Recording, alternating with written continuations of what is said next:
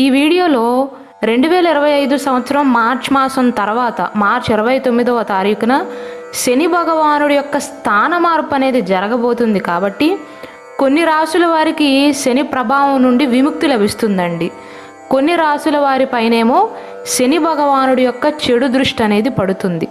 కాబట్టి ఈ 5 రాసుల వారు ఎవరైతే ఉన్నారో మేషరాశి, సింహరాశి, ధనస్సు రాశి, మీనరాశి, కుంభరాశి, ఈ 5 రాశులలో జన్మించిన వారు 2025 మార్చ్ 29వ తారీఖు తర్వాత శని ప్రభావం నుండి విముక్తి కోసం 7 శనివారాల పాటు కలియుగ దైవమైనటువంటి శ్రీ వెంకటేశ్వర స్వామి వారి వ్రతాన్ని కనుక ఆచరించినట్లయితే జీవితంలో ఎటువంటి ఆటంకాలు లేకుండా సాఫీగా సాగిపోతుందండి.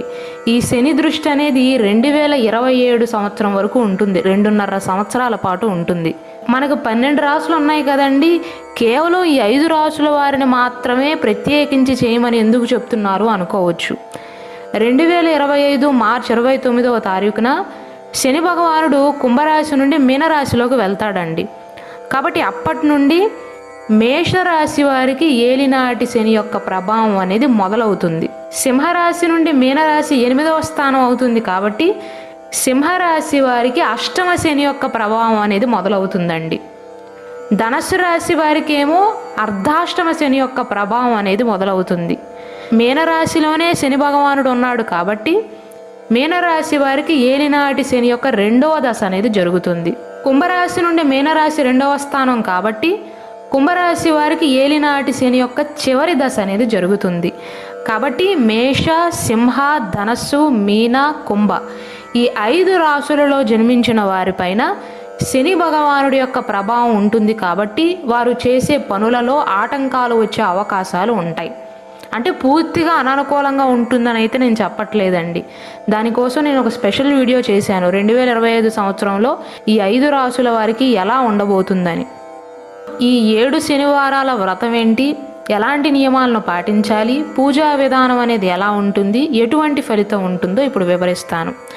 అయితే కొంతమందికి కొన్ని డౌట్లు వస్తూ ఉంటాయండి, శనివారం మాత్రమే ఎందుకు చేయాలి అని.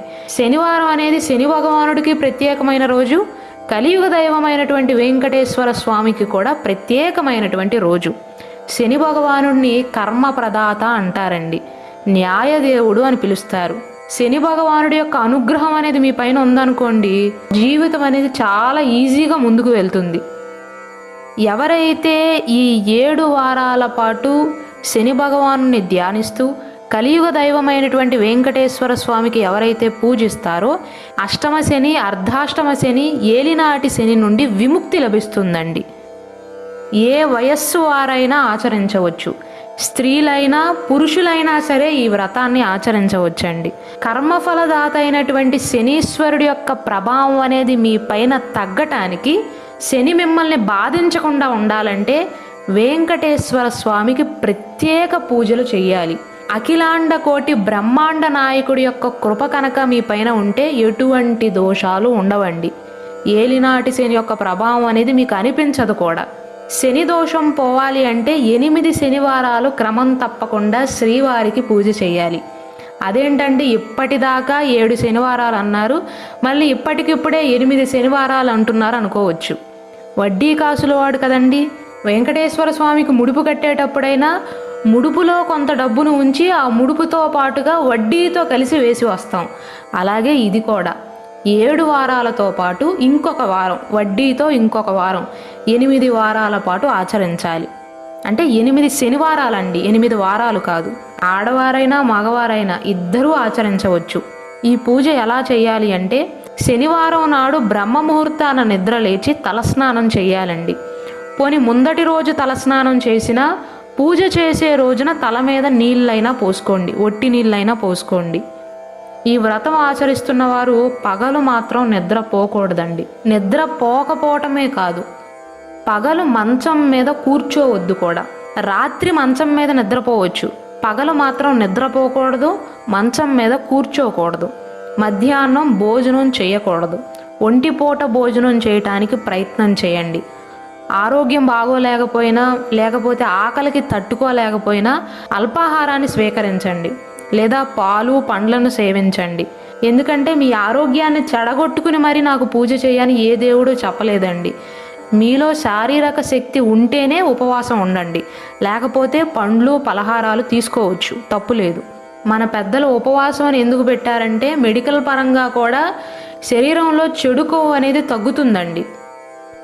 మీరు పూజ చేసే ఈ 8 శనివారాలు స్వామివారి ఆలయంలోనే ఉన్నట్లుగా భావించి ఆడవారైనా మగవారైనా శనివారం పూజ చేసే ముందు తప్పకుండా తిరునామాన్ని ధరించాలి.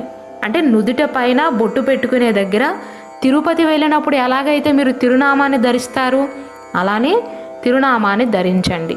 బియ్యపిండి, పాలు, బెల్లం, అరటిపండు ఇవన్నీ కలిపి కొంచెం కొంచెం నీళ్లు పోసుకుని మెత్తగా కలిపి ప్రమిదను తయారు చేసుకోండి. 1 గంటో అరగంటో అలా గట్టిపడనివ్వండి. అందులో 7 ఒత్తులు వేయాలి. ఒకే ఒత్తుగా 7 ఒత్తులు వేయాలి. ఆవు నేతితో దీపాన్ని వెలిగిస్తే ఇంకా మంచిదండి. స్వామివారికి ఎంతో ప్రీతికరమైనటువంటి శనివారం రోజున వైష్ణవులు శ్రీవారిని నియమనిష్టలతో పూజించేవారని పురాణాలు చెప్తున్నాయి. కాబట్టి వేకువజామునే స్నానం చేసి తులసి కోట ముందు ఆవు నేతితో దీపం వెలిగించి పూజ మొదలు పెట్టబోయే ముందు ప్రమిదను చేసుకుని ముందుగా విఘ్నేశ్వరుడికి పూజ చేసి ఆ తర్వాత వెంకటేశ్వర స్వామిని ఆరాధించండి. వీలైతే 7 రకాల పువ్వులతో స్వామివారిని భక్తి శ్రద్ధలతో పూజ చేయటం మంచిదండి. వీలైతే 7 రకాల పండ్లను 7 రకాల ప్రసాదాలను కూడా స్వామివారికి సమర్పించవచ్చు. 8 శనివారాల పాటు 7 రకాల వంటలంటే కష్టం అనుకునేవారు ఎవరైతే ఉంటారో మీకు తోచినన్నండి. మీరు ఎన్ని చేయగలిగితే అన్ని. బెల్లం చితక్కొడితే అదొక ప్రసాదం అవుతుంది, పులిహార ఒక ప్రసాదం అవుతుంది, పాయసం ఒక ప్రసాదం అవుతుంది, అటుకులుంటే అటుకులు ఒక ప్రసాదం అవుతుంది, శనగలుంటే శనగల ప్రసాదం అవుతాయి. ఇలా మీకు కుదిరినట్లయితే 7 రకాల పువ్వులు స్వామివారికి సమర్పించవచ్చు. 7 రకాల పండ్లు కానీ 7 రకాల నైవేద్యాలను చేసి పెట్టవచ్చు. ఉదయం సాయంత్రం 2 పూటల స్వామివారికి పూజ చేయాలండి. ఉదయం అయితే 6 గంటల నుండి 7 గంటల లోపుగా పూజను ప్రారంభించవచ్చు. సాయంత్రం అయితే సాయంత్రం 6 గంటల నుండి 7 గంటల లోపుగా వ్రతాన్ని ప్రారంభించవచ్చు. ఉదయం అయితే నల్లటి వస్త్రాన్ని ధరించండి. సాయంత్రం ఆచరించే పూజప్పుడు వీలైతే పసుపు వస్త్రాలను ధరించండి. మీరు చేసే నైవేద్యాలతో పాటుగా మనం ఈ పూజ ఆచరించేది శని భగవానుడి యొక్క ప్రభావం నుండి విముక్తి కలగటం కోసం కాబట్టి ఉదయం పూజ చేసేటప్పుడు స్వామివారికి నువ్వులతో చేసిన 7 ఉండలను నైవేద్యంగా సమర్పించండి. మిగిలిన రకాల నైవేద్యాలు చేసినా చేయకపోయినా ఉదయం పూజ చేసేటప్పుడు నువ్వులతో 7 ఉండలను స్వామివారికి నైవేద్యంగా పెట్టండి. సాయంత్రం పూజ చేసేటప్పుడు శనగపిండితో పెద్ద పెద్ద లడ్డూలు 7 చేసి నైవేద్యంగా సమర్పించండి. మీకు ఇంకా ఓపిక ఉన్నట్లయితే ఈ లడ్డూలతో పాటుగా ఇంకొక 6 రకాల వంటలను కూడా చేయవచ్చు. మొత్తం 7 రకాల నైవేద్యాలను సమర్పించవచ్చు. అయితే ఇక్కడ ముఖ్యం ఎన్ని రకాల నైవేద్యాలు పెట్టారు అని కాదండి, ఎంత భక్తితో స్వామివారిని కొలిచారు అన్నది ముఖ్యం. మీరు 7 రకాలు కాదు 700 రకాల ప్రసాదాలు పెట్టినా భక్తిని మాత్రమే చూస్తాడు దేవుడు. ఒక కలశాన్ని పెట్టుకుని ఎప్పుడూ మీరు ఇంట్లో ఎలాగైతే పూజ చేస్తారో అలానే స్వామివారికి పూజ చేయండి.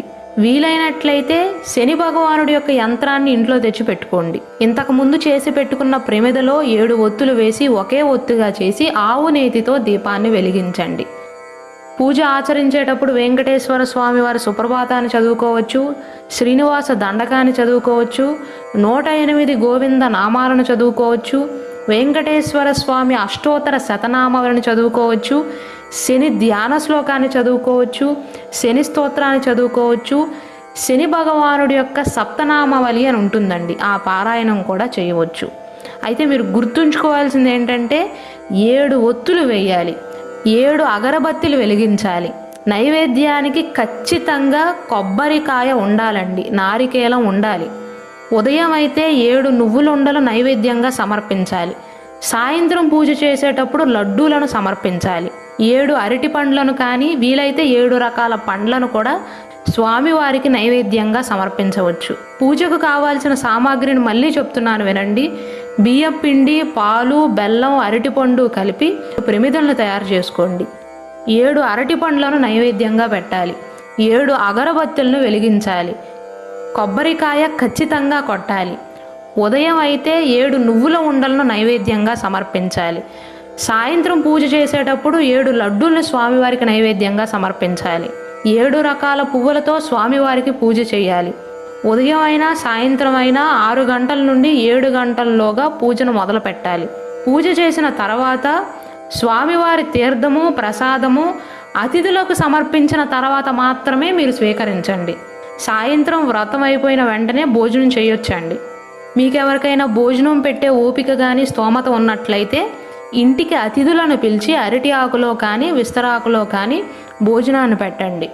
అయితే ఇది 8 వారాల పూజ కాబట్టి మగవారైతే చేసేయచ్చు, కానీ స్త్రీలకు ఆటంకాలు వస్తాయి కదా, అప్పుడు ఎలా అండి అని సందేహం రావచ్చండి.